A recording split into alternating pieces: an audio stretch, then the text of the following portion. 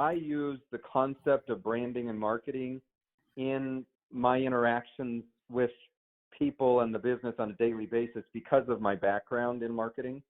And so what I would say is the idea of branding our IT team as subject matter experts and advisors and partners to the business has helped us raise our profile internally. And I've also encouraged my leadership team members to elevate their personal brands in the industry and go to conferences and speak, write articles online and things that would elevate them personally, because I think that then brings value to the company.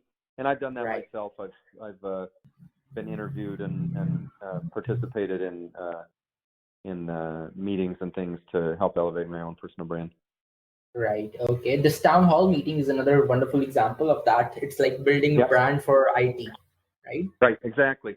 And I think that's important because it shows two things. Number one, it shows a different approach to IT leadership than most companies have, and I think that strengthens the IT role in the company and makes IT more satisfied as a contributor to the company's success. And then also it shows that I'm taking my experience and learnings from the past and applying them to future positions, which to me is important because I want to move on to other things that I may not have done before, and that shows that I have the ability to make that transition effectively. All right. Okay. So so let's move on to the next one. That is deepening multinational client relationships. So can you say that one more time? I didn't hear. Oh, sorry. Deepening multinational client relationships. Deepening multinational client relationships. So I would say that that's something that I do on a daily basis in my role because it's a global role. Right. And I'm in a global networked organization, so a matrix organization. And so that means that I have to work with people from different cultures and sort of lead by influence.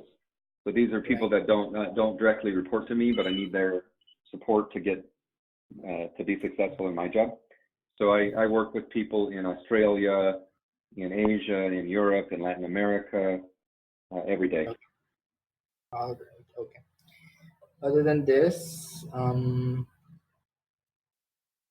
okay. And you said that you work with all these people. Other than is there an example where you help build or you help strengthen a relationship with a very high-profile client? Let's see. That's not really the focus of my role. Right. To be externally facing, but what I can say is that my current job is responsible for the IT organization not only in North America but also in Latin America, so Brazil and Chile and Peru. And I have been effective at building relationships with the business leaders in Latin America in order to accomplish what I need to in my role. I've also been effective at leading the IT team there. Even though I only travel there once a year, they still feel connected because I am inclusive in my communication style with them. And so, an example I could give is that we were having some IT security challenges in Latin America, and I was able to influence the CEO of that region to make it a priority by explaining the potential risk that it posed to his business, and he embraced it and exerted his influence to get our people in Latin America trained on IT security best practices, so that would limit that risk. And if it weren't for my ability to communicate well with him and build a relationship with him, I probably wouldn't have been successful in that. And so, those skills came in handy to cause him to do what needed to be done. All right. And drive business development and marketing. So is there anything you do in that regard, like other than what we discussed? Well, as I mentioned, identifying ways to create new revenue streams, I think, is really important. So my strategic skills in sales and marketing, understanding client needs, understanding how to price and market products is the closest that I've come to that directly. All right. You remember that client we talked about for whom you developed that deep learning solution, machine learning solution? Yeah. Okay. So in that particular regard, how was it that you were involved in that process, in the process of like, how did you discover that client? How did you identify that, hey, this is a client for whom we can develop like this solution, this new solution? So that was brought forward by the account manager of that client. So the account manager is the one that had the relationship with the client, came to IT and said, you know, we need some help developing a technical solution for this client's problem. And then I made the connections to get that done. So yeah. All right. So that's the responsibility of our sales team, and I partnered with them to make it a reality. Right. Okay. And is there an instance where you identified a strategic opportunity or like a new revenue stream, like without someone else referring it to you? Has there been any such opportunities that you've created new business for the company? Like no, that's the thing, is that that's not my role. So my role is to partner with the business. So it's the business's role to generate revenue. My role is to help make it possible, facilitate that. Okay. All right. And I've done that in past roles, but not in my current role. All right, I understand. And other than that, accelerate and streamline business generation. So is there anything in that regard? Accelerate and streamline business what? Business generation. Business generation. Yeah, new business generation. So yeah. Is there any? Yeah, one thing that I would say is Arcadis is a professional services company. So we generate our revenue, 99% of our revenue comes from selling an hour of a person's time to a client. And we are transitioning to a new business model of creating products that we can take to market. That's a very different way of looking at the world, because that involves investing today for future revenue streams in the future, down the road. And so I've been influential with the business in understanding that and changing the way that we do the way our financial models in order to accommodate that. So basically R&D investment that's capitalized so that we can benefit in the future from it, as opposed to the scrutiny of every month. Did we make our numbers? Did we generate enough revenue to cover the investment of that month? And that has allowed us to be more strategic in the way that we approach our product development. Right. That was something that I brought to play. That was something that you brought? That was something that I've been able to implement within the company. All right. And this wasn't essentially, did you introduce this opportunity to switch from service to product to a product-based business model? Yes. Yeah. All right. Okay. And other than introducing this idea, how did you implement it? How did you how should I put this? How did you direct its implementation? What did you do exactly? How did you plan for it? So what was done over here? So it's in the context of business transformation. So helping the company leadership recognize that our industry is going to be disrupted. And if we don't act now, then somebody else will, and will come in with the solutions that we will have to, follow. So helping them recognize that this is important, and then showing them the path forward to how we can make it work. Right. and how it Okay. can be accommodated within our current structure. All So for instance, if today the vast majority of our revenue is generated by people, in the future, maybe a quarter of our revenue will come from products. And, you know, that means automating our current people's work. Obviously, we don't want to decline. We don't want to shrink.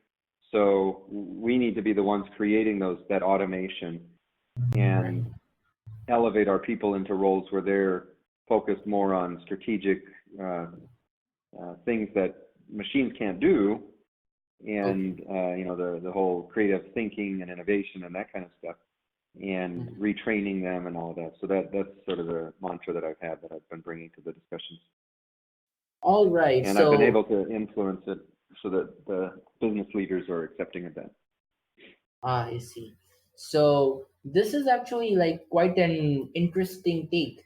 Like you have essentially, how should I put it, improved your business resilience by switching them from simple services to product. You've identified like a long-term threat that exists in this industry, and you've like taken measures uh, to like mitigate that threat.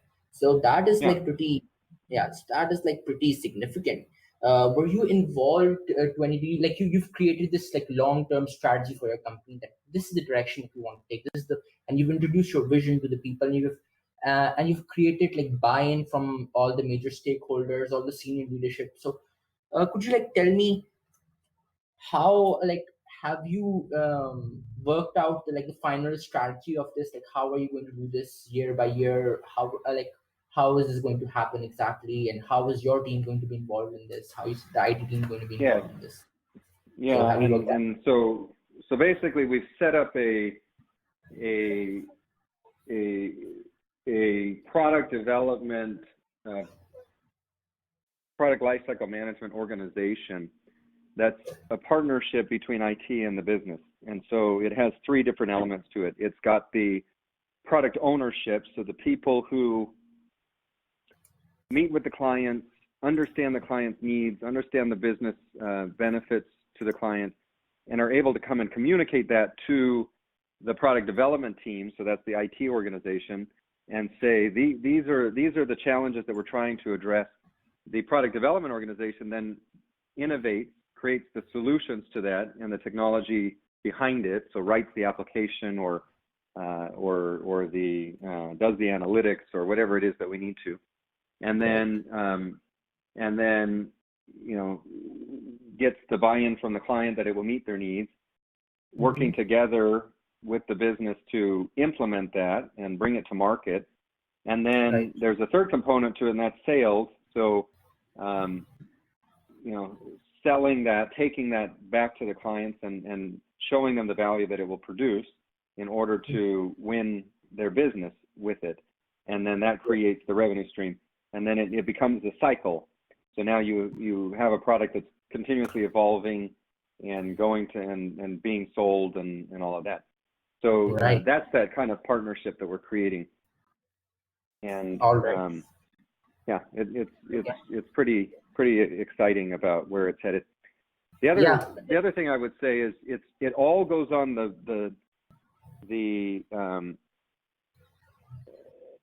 there's like two major underlying themes. One is the theme of customer experience is value. So we're now in a time where people have such high expectations that their experience is going to be you know, excellent, that you can't do anything less than that. So for instance, with Uber, right, it used to be that somebody would have to either catch a ride from a friend or get a taxi, and it may take 20 minutes for the taxi to get to your location. And now, you know, you go on your app and you expect that within 3 minutes you're going to be picked up. And if you don't, then you're going to be frustrated by that, right? And you expect that the ride is going to be perfect and that you won't have to have cash to pay with, you'll pay with your credit card. All of those things, that customer experience has been changed by apps and the internet. And so looking at our business from that angle, what can we do to make the customer experience one that delights our customers in every interaction that they have with the company? Okay, so that's the underlying philosophy. And then the other piece is collaboration. So making sure that the right people with diversity of thought, with the right skill sets are involved in the early planning of the solution all the way through to the end is really important. So those are the two things that I've been focused on. Right, and this is your essentially your work philosophy, or what you've contributed towards the overall vision of the company, like overall corporate strategy. Yeah, both. Vision. Both. So I bring the customer experience mindset to both internal and external discussions, or business development, and then the collaboration, building relationships, bringing diversity of thought. That's been one of the philosophies that I've used to be successful. All right. Okay. Well, you have essentially completely revamped, like you are completely transforming their business. So that is a pretty significant initiative that you're taking. So other than this, drive business. Okay, where were we? Accelerate and streamline business generation. We've done that. Okay. Is there anything else that like you'd like to talk about regarding this particular bullet? No, I think that's good. Those are the important pieces. Build effective bid infrastructure. Your company is like a business to business company, right? Correct. Right. So I believe you. Okay, are you not? You are in like IT, right? So you're not involved in the bidding process, in the whole marketing and sales process, right? No, but I do get the IT team involved in it when there's a technology component to it, to make sure that we're being creative, that we're pricing it appropriately so that we don't lose money after the fact, that we're considering things like data security, liability, service level agreements, all of those things that need to be considered. Okay, all right. So over here, you said that. Over here there was one keyword that said building, like developing or building or overseeing effective bid infrastructure. So, have you been involved in that? Have you developed like any technologies to improve like bidding? Right. Yeah. Let me think about that for a minute. So in my current role,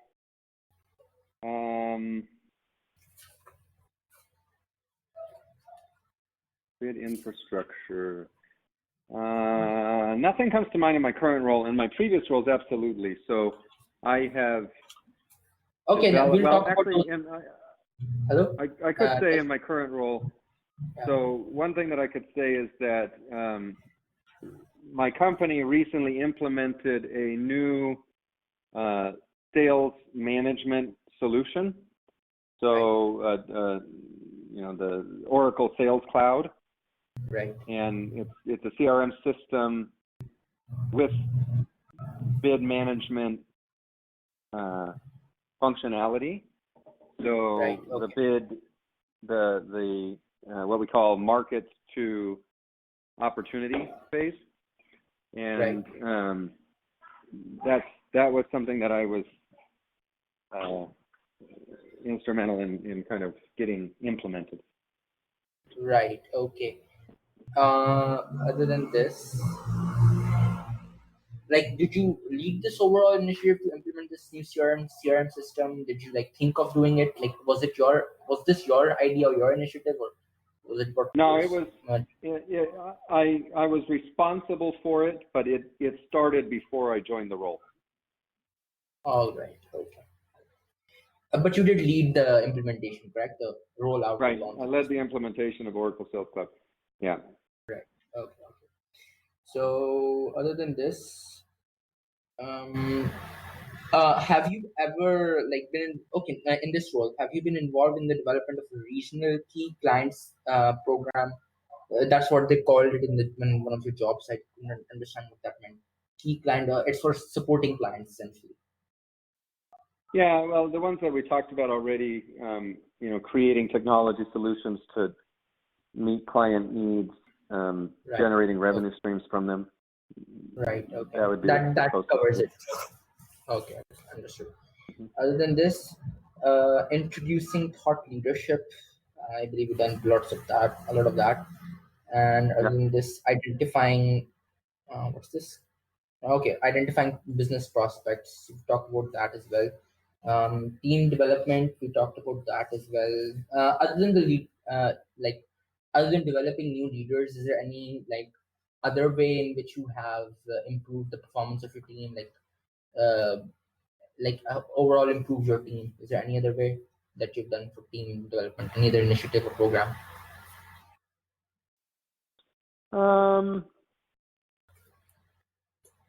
Well, I've led the teams